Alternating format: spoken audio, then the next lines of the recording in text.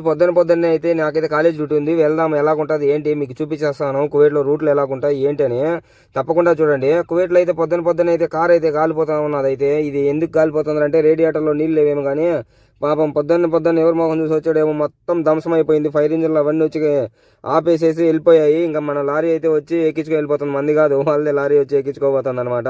ఇలాగుంటుంది morning ఈ school డ్యూటీలు ఈ కాలేజ్ డ్యూటీలకు వచ్చినామంటే ఎక్కడ చూసినా ట్రాఫిక్.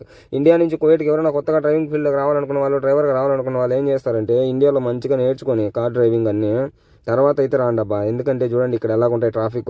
బై మిస్టేక్ ఎక్కడన్నా తగిలిందంటే వందల దినాలు పెట్టి వాటిని మళ్ళీ రెడీ చేయాలన్నమాట. ఎందుకు లేనిపోయిన పంచాయతీలు ఇండియాలో మంచిగా నేర్చుకొని రావాలనుకున్న వాళ్ళు ఆమెను వచ్చేసేయండి, మొత్తం కువైట్ నేలేద్దురు. కానీ ఎట్టాగంటే అట్టా బట్టి వచ్చేసినారంటే ఇక్కడికి వచ్చిన తర్వాత దోలు తీరి సినిమా కనపడుతుంది అనమాట.